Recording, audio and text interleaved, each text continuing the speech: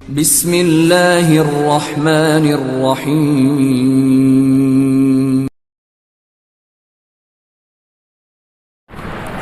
السلام علیکم ورحمۃ اللہ وبرکاتہ۔ الحمدللہ رب العالمین والصلاة والسلام نبینا محمد وعلی آلہ وصحبہ اجمعین، اما بعد۔ وقال اللہ تعالی فی القرآن المجید والفرقان الحمید، فاعوذ باللہ من الشیطان الرجیم، بسم اللہ الرحمن الرحیم، وما ارسلناک الا رحمۃ للعالمین۔ محترم سامعین کرام، اللہ کا بے انتہا شکر ہے کہ اللہ تعالیٰ نے ہم تمام کو اس مسجد کے اندر باجماعت تراویح ادا کرنے کی توفیق عطا فرمائی۔ کل ہم بات کر رہے تھے کہ حضرت اسماعیل علیہ السلام اور حضرت ابراہیم علیہ السلام جو ہے آپس میں باپ بیٹے گھر بناتے ہیں۔ گھر کی تکمیل ہو جانے کے بعد والد محترم پھر فلسطین نکل جاتے ہیں اور حضرت اسماعیل کو نبی بنایا گیا۔ ان کے تقریباً ایک روایت میں آتا ہے کہ 10 بیٹے تھے اور ایک روایت میں آتا ہے کہ ان کے 12 بیٹے تھے۔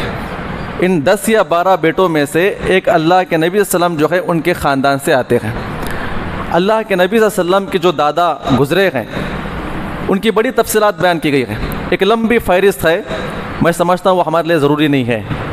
انشاءاللہ ہم حضرت عبد المطلب سے شروع کریں گے، کیونکہ اس شرط کی بنا پر کہ کعبۃ اللہ کی تولیت، یعنی کعبۃ اللہ کی دیکھ بھال متولی جو ہے حضرت حاجرہ نے کہا کہ وہ ہمارے ذمہ رہے گی، زمزم کا کنواں کیا ہے ہمارے ذمہ رہے گا۔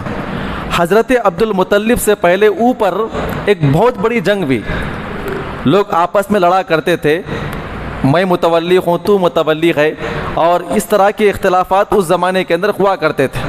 تو 2 قبیلے تھے، آپ نام یاد رکھیں، کیونکہ یہ سمجھنے کے بعد ہی آپ آگے آرام سے سمجھ پائیں گے کہ معاملہ اصل کیا ہے۔ ایک بنو جرہم تھا، ایک قبیلے کا نام تھا بنو خزاعہ۔ یہ دونوں آپس میں لڑ رہے تھے کہ کعبۃ اللہ کے متولی ہم بنیں گے اور کعبۃ اللہ کی دیکھ بھال ہم کریں گے۔ جب یہ دونوں آپس میں اختلاف کیے، بڑی جنگ وہاں پر بھی، تو بنو جرہم جو یہاں سے نکل رہے تھے، لڑائی کر کے وہ نکل رہے تھے، جاتے جاتے لوگوں نے کیا کیا، جو زمزم کا کنواں تھا جو اللہ رب العزت کی طرف سے ان کو ایک نعمت ملی ہوئی تھی، جاتے جاتے زمزم کے کنویں کو بند کر دیا، پتھر وغیرہ اس کے اندر ڈال دیے اور تیر تلوار زریں اور کئی لوگوں کو ختم کر کے اس کے اندر داخل کر کے وہ پورے مکمل طریقے سے اس کو ملیا میٹ کر دیا۔ بنو جرہم کی یہ سب سے بڑی غلطی تھی، انہوں نے کیا کیا، زمزم کے کنویں کو بند کر دیا، اور کافی لمبا عرصہ گزر گیا، وہاں پہ مٹی وغیرہ پڑنے کی بنا پر پورا مکمل زمزم کا جو کنواں تھا وہ سب کے نگاہوں سے کیا ہے، وہ اجل ہو گیا۔ اب کہاں پر ہے اس کی نشانات، کہاں پر ہے؟ ہمیشہ وہاں پہ طوفان آتا، ریت کا طوفان ہمیشہ آتا رہتا ہے، چونکہ اس زمانے میں پورا مکمل طریقے سے غائب ہو چکا تھا، کسی کو نہیں معلوم کہ کہاں پر کنواں ہے۔ خالی سنا کرتے تھے، عبد المطلب بھی سنا کرتے تھے کہ بھئی ہمارے باپ دادا کے زمانے کے اندر زمزم کا کنواں تھا، لوگوں نے اسے کیا کر دیا، موچ دیا ہے، ختم کر دیا ہے، پوری معاملہ اس کا ختم ہو چکا ہے۔ تو آپ غور کریں، حضرت عبد المطلب جو ہے، جب ان کو تولیت کعبۃ اللہ کا متولی جب ان کو بنایا گیا تو ان کے ذمے 2-3 کام تھے، تھوڑا آپ یاد رکھیں اس چیز کو، بڑی اہم باتیں ہیں، اس لیے کہ آج جو کعبۃ اللہ ہمارے پاس ہے وہ کعبۃ اللہ نہیں تھا۔ ایک نقشہ اپنے ذہن میں رکھے، کعبۃ اللہ سے مراد 4 دیواری وہاں پہ کھڑی ہوئی تھی، اور زمزم کا کنواں تلاش کرنے کے باوجود بھی نہیں ملا کہ زمزم کا کنواں کہاں پر ہے، پانی کہاں سے نکلے گا، اور اس 4 دیواری کے آس پاس پورے پتھریلی زمین اور بڑے بڑے ٹیلے اور پہاڑ ہوا کرتے تھے، لوگ خیمے لگا کر آپس میں رہا کرتے تھے، چند خیمے یہاں پر، چند خیمے وہاں پر، بیچ میں کعبۃ اللہ، اور زمزم کا کنواں غائب ہو چکا ہے، کسی کو نہیں معلوم کہ کنواں کہاں پر ہے۔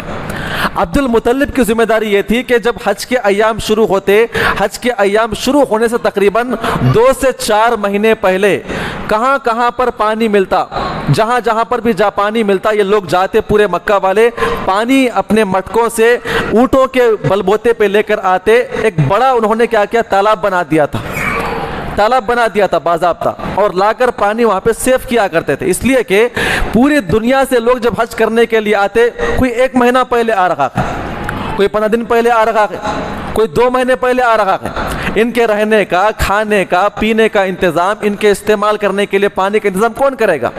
اس زمانے میں تو بور کا معاملہ نہیں تھا، تو اس کی باضابطہ ان کو فکر تھی، اور ایک جگہ مقام حجر میں سوتے ہوئے وہ یاد کر رہے تھے اگر وہ زمزم کا کنواں دوبارہ ہم کو مل جائے تو کتنی بڑی بات ہو سکتی ہے، کیونکہ سال و سال کیا ہے اس کے بارے میں ہمارے انتظامات کرنے کے لیے ہوتے ہیں، اور حجاج کرام کے لیے بڑی تکلیف ہوتی ہے، اور عرب کی گرمی، لوگ باضابطہ مٹکوں میں پانی لے کے جایا کرتے تھے، ایک حجاج وہاں پہ بے ہوش پڑا ہوا ہے، پانی ڈال کے اسے اٹھا دیا کرتے تھے، بڑی دقت اس زمانے کے اندر، اور آج بھی، آج کے زمانے سے 20-25 سال پہلے بھی دیکھ لیجئے، وہاں جا کر واپس آنے کے لیے لوگ معافی تلافی کیا کرتے تھے، وہاں سے آنا واپس ممکن نہیں ہے، کیونکہ ایک تو جہاز کا سفر آج کے زمانے میں ہوا کرتا تھا، اس زمانے میں پانی نہیں، تو حضرت عبد المطلب جو ہے باضابطہ ایک مقام حجر میں سوتے ہوئے افسوس کر رہے تھے کہ اگر وہ کنواں ہمیں مل جائے کتنی بڑی بات ہوگی۔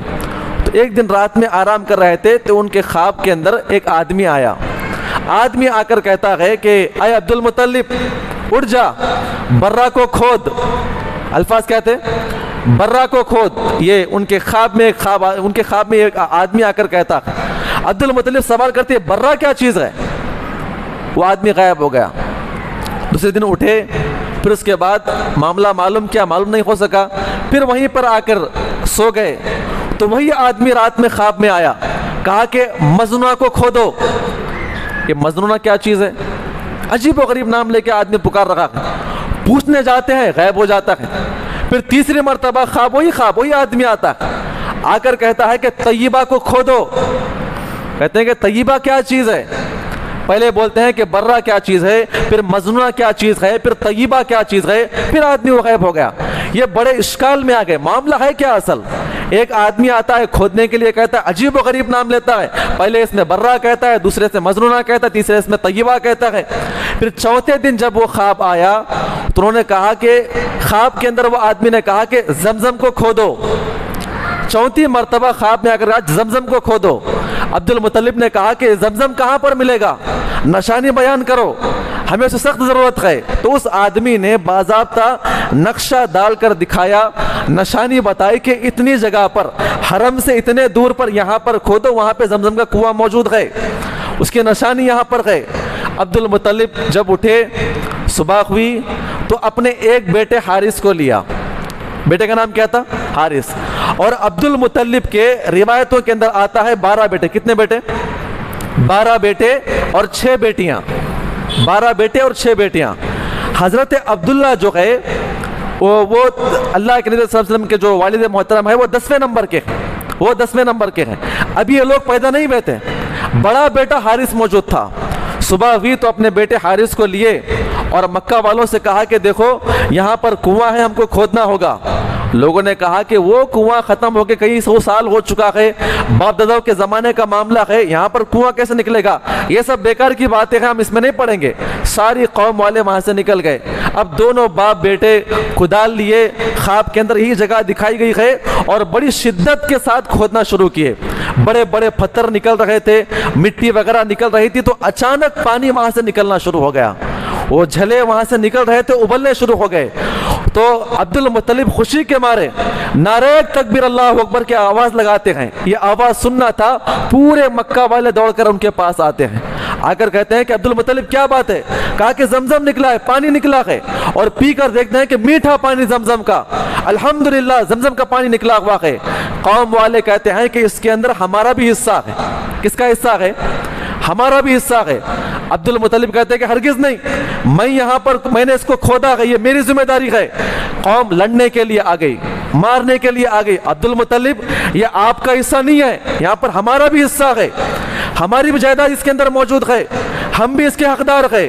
لڑنے لگے، پھر اس کے بعد اور اندر کھودنے لگے، تو وہاں سے سونے کی 2 ہرن، سونے کی 2 ہرن سمجھتے نا، سونے کی ہرن بنی ہوئی تھی اس زمانے کے اندر۔ اور آج بھی بڑے بڑے لوگوں کے حویلیوں میں دیکھ لیجیے آپ کہ بیل کی منڈی لگی ہوئی ہوتی ہے، ایک شان کے طور پر لوگ لگاتے ہیں، ہے نا، ہرن کی منڈی لگاتے ہیں، جہاں پہ چلتے ہیں وہاں پر بیٹھنے کے لیے ہرن کی منڈی لگا ہوا کرتے۔ اس زمانے کے اندر سونے کے 2 ہرن ہوا کرتے، اس کنویں کے اندر سے نکل گئے۔ پھر اس کے بعد زرہیں جو پہنتے ہیں، تلواریں، نیزے اس کے اندر سے نکلنا شروع ہو گئے۔ اور اس زمانے کے لیے سونے کی ہرن نکل جائے تو بہت بڑی بات ہوا کرتی تھی، لوگ لڑنے مارنے کے لیے آ گئے۔ کہا عبد المطلب ہمارا بھی حصہ ہے۔ تو انہوں نے قوم کی زبردستی دیکھنے کے بعد نظر مانی. کیا نظر مانی؟ اے میرے پروردگار، اگر میرے 10 بیٹے، کتنے بیٹے ہو جائیں؟ 10 بیٹے اگر میرے ہو جائیں تو میں ایک بیٹے کو تیری راہ میں قربان کر دوں گا. آج ایک بیٹا میرے پاس ہے، لوگ مجھ سے زبردستی کر رہے ہیں. پھر بعد میں آخر میں معاملہ یہ طے ہوا، زمزم کا کنواں تو نکلا باہر، کعبۃ اللہ وہاں پر موجود ہے، ساری چیزیں یہاں پہ نکلی ہوئی ہے. لوگوں نے کہا کہ لڑنے کی ضرورت نہیں ہے، قرآن دازی کرتے ہیں. کیا کرتے ہیں؟ قرآن دازی کرتے ہیں. قرآن دازی یہ ہے کہ ایک چٹھی قریش مکہ کے نام، قریش مکہ کی ایک چٹھی، ایک عبد المطلب کی چٹھی، اور تیسرا کعبۃ اللہ کی چٹھی. کہا کہ تینوں اچھال کے ڈال دیں گے، جس کے نام پہ جو چیز نکلے گی کیا کریں گے؟ اس کو ادا کریں گے. تو پہلی چٹھی اٹھائی گئی، ہرن جو ہے وہ کعبۃ اللہ کے نام پہ نکل گئے. کہا گیا کہ اب نہیں، ہم اس کو نہیں لے سکتے کیونکہ اللہ تعالیٰ کا مال ہے. یہ ہرن اٹھا کر وہاں پہ کعبۃ اللہ میں رکھ دیا گیا. یہ ہرن کعبۃ اللہ کے ہیں. اب کیا چیز باقی تھی؟ تلوار، نیزے وغیرہ چیزیں باقی تھی. پھر چٹھی اٹھاتے ہیں، عبد المطلب کا نام نکل جاتا ہے. کہتے ہیں کہ معاملہ یہ ختم ہو گیا. تو یہ ہرن کعبۃ اللہ کے ہو گئے اور یہ پوری تلوار وغیرہ کس کے ہو گئے؟ عبد المطلب کے ہو گئے. عبد المطلب نے اس کو لے جا کر بیچ کر کچھ پیسے آئے تو کعبۃ اللہ کا سب سے پہلے انہوں نے کیا بنایا؟ دروازہ بنایا. یہ تاریخ کا سب سے پہلا دروازہ یہاں پر بنتا ہے.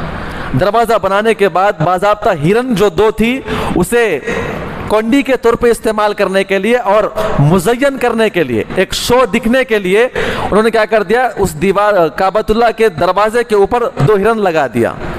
اتنا معاملہ چل رہا تھا. کچھ ایام اور گزر گئے تو ایک آدمی تھا جس کا نام عمرو بن لوہی الخزائی.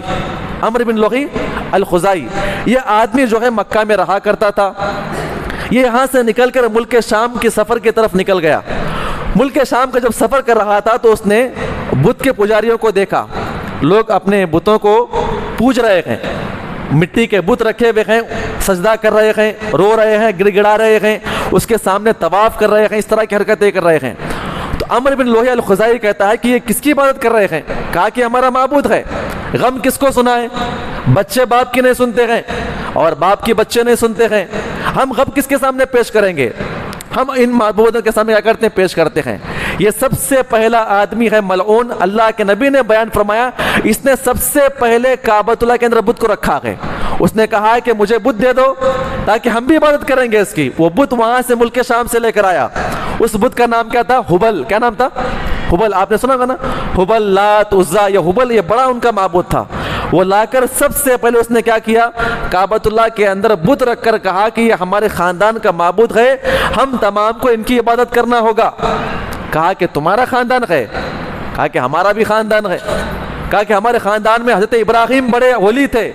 کہا کہ ہمارے خاندان کا معبود یہ ہے. کہا تمہارا بھی خاندان ہے؟ ہمارا بھی خاندان ہے، ہمارے معبود یہ ہے. ایسا کرتے کرتے 360 معبود کہاں پہ جمع ہو گئے؟ کعبۃ اللہ کے اندر لا کے رکھ دیے. اور باضابطہ کعبۃ اللہ کے بیچ میں جہاں پہ 360 معبود کھڑے کیے گئے گول، تو وہاں پر ایک گڑھا بھی کھودا گیا. اس گڑھے کے اندر لوگ کیا کرتے؟ بتوں کو پاؤں پڑتے، ان کا تقرب حاصل کرتے اور نظر و نیاز کے پیسے لا کر گڑھے میں ڈال دیا کرتے تھے. عبد المطلب کا کام کیا تھا کہ جتنا بھی سونا چاندی جو بھی پیسے آتے وہ غریب اور مسکینوں میں بانٹ دیا کرتے. یہ متولی کا اس زمانے میں کام تھا. زمزم کا پانی نکل گیا تو اور زندگی گزرتے گئی. ایک مرتبہ بیٹھتے ہیں، 10واں بچہ جو پیدا ہوا نام کیا تھا؟ حضرت عبداللہ. یہ اللہ کے نبی صلی اللہ علیہ وسلم کے والد محترم تھے. 10 بچے مکمل ہو گئے. ایک مرتبہ اپنے بچوں کو بٹھا کر ایسی بات کر رہے تھے، اچانک ان کے دل کے اندر یہ بات آتی ہے کہ میں نے نظر مانا تھا 10 بچوں کو تو کیا کروں گا؟ اللہ کی راہ میں ایک بچے کو قربان کروں گا. یہ معاملہ جیسے یاد آ گیا، نظر انہوں نے مانا تھا.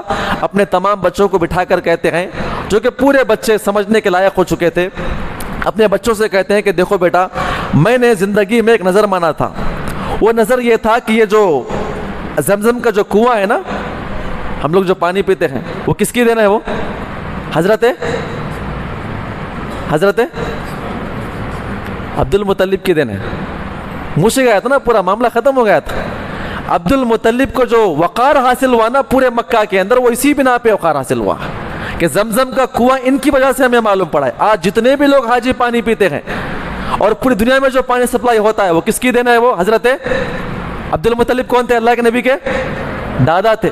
تو 10واں بچہ جب پیدا ہوا، عبداللہ کے بارے میں آتا ہے، مورخین نقل کرتے بڑا خوبصورت بچہ اور بڑے آداب و اخلاق والا بچہ.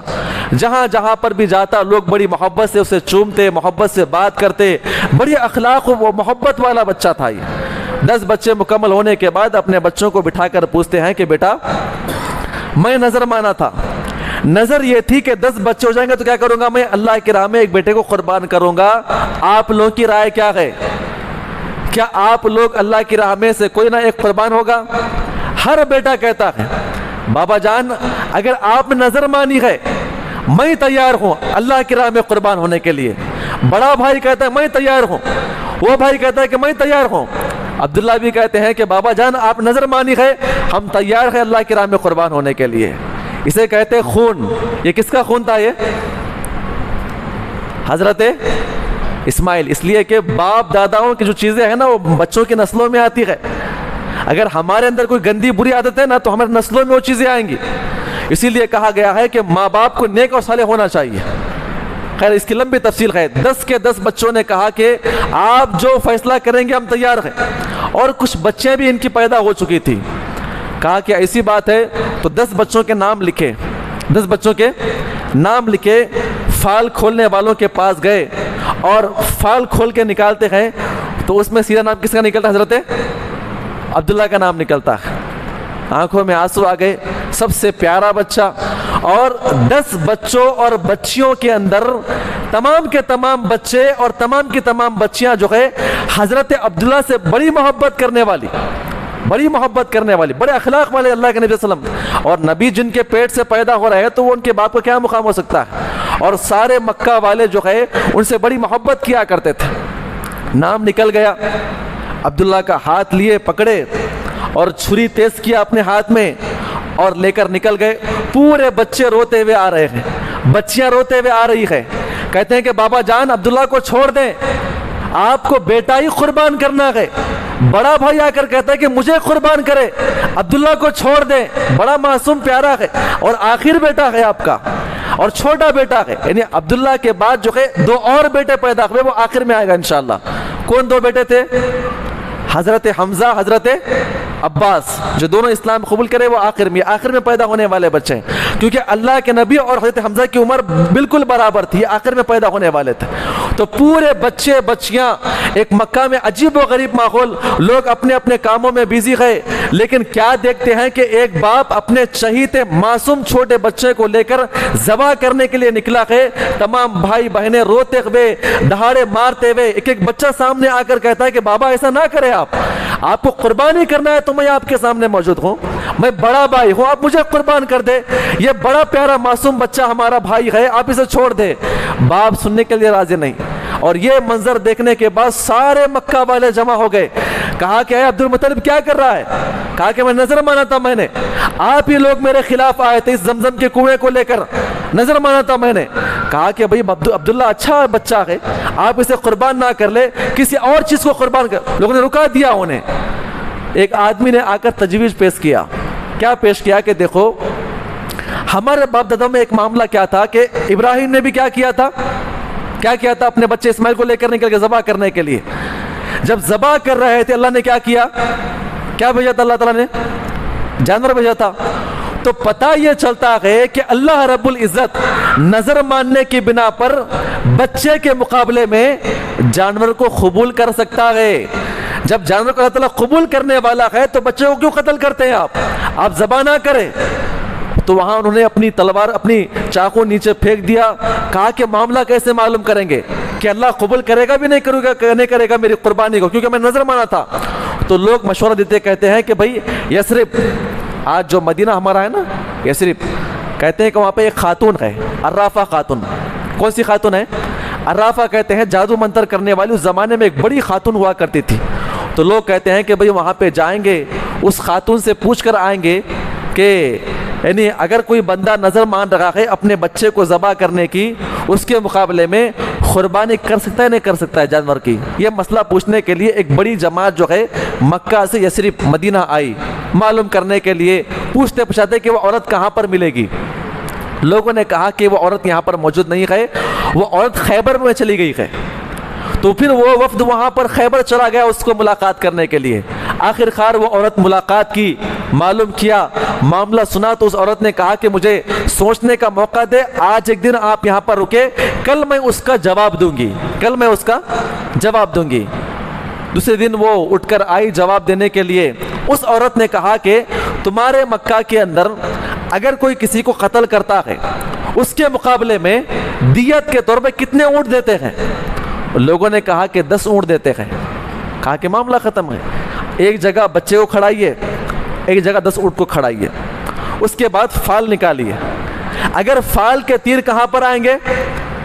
اونٹ کے پاس آئیں گے، تو اللہ نے آپ کے بچے کے مقابلے میں اونٹ کی قربانی کو قبول کر لیا ہے۔ اگر وہ فال کس کے نام پہ نکلے گی؟ بچے کے نام پہ نکلے گی، تو اور 10 اونٹ بڑھائیں گے، کتنے ہو جائیں گے؟ 20۔ کہا کہ یہ معاملہ ہے، ہاں ٹھیک ہے جائیے۔ تو سب لوگ آئے، نسخہ معلوم کر کے ایک میدان میں 10 اونٹ کھڑا کر دیے گئے، ایک میدان میں بچے کو کھڑا کر دیا گیا۔ عبد المطلب، سارے مکہ والے جمع ہو گئے، اب کس کے نام پہ فال نکلنے والی، کیا معاملہ ہونے والا ہے؟ فال کھینچنے والا، نکالنے والا اپنی تیروں کو لے کر آئے۔ اس زمانے کے 3 تیر ہوا کرتی تھی، وہ لے کے پھرایا کرتے تھے، اور جیسے ہی پورے میدان میں رکھ کے پھرایا تو پھرتے پھرتے وہ تیر جو ہے سیدھا عبداللہ کے نام پہ نکلتی ہے۔ کہا کہ 10 اونٹ اور بڑھائیے، اور باضابطہ حضرت عبداللہ کے جو ماموں تھے وہ آ گئے۔ کہا کہ میری پوری جائیداد میں قربان کر دوں گا، لیکن عبداللہ کو قربان کوئی بھی نہیں کرے گا۔ انہوں نے ٹھان لیا پوری جائیداد میں قربان کرنے کے لیے تیار ہوں، لیکن بچے کو قتل نہیں کیا جائے گا۔ کیوں نہیں کیا جائے گا؟ کیوں نہیں کیا جائے گا؟ کیونکہ ان سے نبی پیدا ہونے والے ہیں۔ اللہ رب العزت جو اسباب بنا رہا ہے۔ پھر دوسری مرتبہ فال نکالتے ہیں، جیسے فال نکالا گیا پھر بچے کے نام پہ نکلتا ہے، 30 کر دیا گیا، 40 کر دیا گیا، 50 کر دیا گیا، 10 مرتبہ فال عبداللہ کے نام پہ نکلتی ہے۔ کتنے اونٹ ہو گئے؟ 100۔ اس کے بعد ایک اور مرتبہ نکالتے ہیں تو عبداللہ کے نام پہ نکلتی ہے، کہا گیا اونٹوں کے نام پہ نکلتی ہے، تو تب کہا گیا کہ اب اونٹوں کو ذبح کریں گے۔ اس کے بعد یہ جو معاملہ تھا پورے عرب کے اندر مشہور ہو گیا۔ عبداللہ کی کیا قسمت ہے، 100 اونٹوں کے بعد کیا اسے قبول کیا گیا، اللہ تعالیٰ نے قبول کیا ہے، اسے زندہ رکھا ہے اللہ تعالیٰ نے۔ تو یہ ایک بڑا شرف کی بات تھی۔ عبداللہ اور آگے بڑھنے لگے، بڑے ہوئے، جوان ہوئے، بڑے خوبصورت تھے، ان کو ہر کوئی محبت سے دیکھنے والا تھا۔ اور عبد المطلب کہتے ہیں کہ اب شادی کرنا چاہیے بچے کی۔ شادی کرنے کا انہوں نے فیصلہ کیا، تو شادی کرنے کے لیے بچی بھی ضروری ہوتی ہے۔ تو اسی علاقے کے اندر وہب بن عبد المناف کی ایک بیٹی تھی، بڑی خوبصورت بیٹی تھی، بڑی سفید چہرے والی، بڑی با ادب با اخلاق وہ بچی تھی۔ عبد المطلب نے رشتہ بھیجا۔ نام کیا تھا اس بچی کا؟ ہاں جی، کیا نام تھا بچی کا؟ حضرت آمینہ، اللہ کے نبی کی ماں آمینہ۔ جب ان کے پاس یہ پیغام آیا، وہ بھی عبد المطلب۔ عبد المطلب کون ہے؟ کعبۃ اللہ کے متولی، اتنے بڑے مقام والے۔ پھر اس کے بعد ان کے 10-12 بیٹوں کے اندر کس کا رشتہ آیا ہے؟ وہ بھی عبداللہ کا رشتہ آیا ہے، جسے ہر کوئی محبت کی نگاہ سے دیکھتا ہے۔